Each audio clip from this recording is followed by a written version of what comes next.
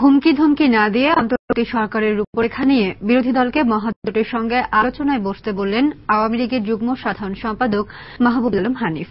ধানমন্ডি ৩ নম্বরে আওয়ামী লীগ সভানেত্রীর কার্যালয়ে সংবাদ সম্মেলনে বিরোধী দল নেত্রীকে গণতন্ত্রের ভাষায় কথা বলার পরামর্শ দিয়ে বলেন, হুমকি দিয়ে তত্ত্বাবধায়ক সরকার আদায় করা যাবে না। তিনি নির্ধারিত সময়ে আগে নির্বাচন দেওয়ার কোন পরিকল্পনা আওয়ামী লীগের নেই বলেও সংবাদ সম্মেলনে জানান। রিপোর্ট শরীফউদ্দিন লিমনের। এই চান্দাবাজ সরকার তো চান্দাই উঠাতে জানে।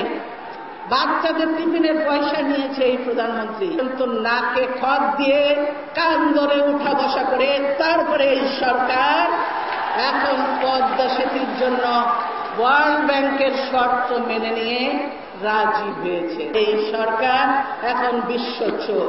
উনার দুই পুত্র যারা হাওয়া ভবন সৃষ্টি করে হাজার হাজার কোটি টাকা লুট করেছিলেন, এই বিচারে তাকে নির্দোষ প্রমাণ করতে পারবে না বিধায় বিদেশে পালিয়ে বেড়াচ্ছেন।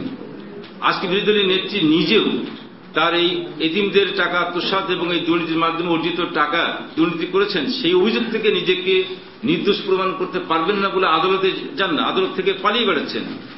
সেই ধরনের নেত্রীর অন্যের বিরুদ্ধে দুর্নীতির অভিযোগ করাটা, এটা আমার কাছে মনে হয় সেই বাংলার সেই চিরচরিত আমাদের শ্লোক যে চোরের মায়ের বড় গলার মতোই। দিনাজপুরের জনসভায় সরকারকে আক্রমণ করে বেগম খালেদা জিয়ার ভাষণের জবাব দিতেই ডাকা হয় এই সংবাদ সম্মেলন, যাতে দেশের রাজনৈতিক পরিবেশকে অস্থিতিশীল করে গণতন্ত্র বিপদে ফেলতে বিরোধী দলীয় নেত্রী মিথ্যাচার করেছেন বলে অভিযোগ করা হয়। গোজামিলে ভরা তথাকথিত 18 দলের মহাসমাবেশে যে ভাষণ প্রদান করেছেন তা মিথ্যাচারে পরিপূর্ণ। আমরা এই ধরনের কুৎসিত, বেপরা, ভিত্তিহীন, কল্পিত, বানোয়াট কথামালাকে ঘৃণা ভরে প্রত্যাখ্যান করছি। মহাজোট সরকার দুর্নীতির অভিযোগকে ধামাচাপা দেয় না এমন দাবি করে হানিফ বলেন, পদ্মা সেতু ইস্যুতে সরকার সঠিক পথে আছে বলেই বিশ্বব্যাংকের ইতিহাসে প্রথম কোন ঋণ চুক্তি বাতিল করার পরও সংস্থাটি ফিরে এসেছে।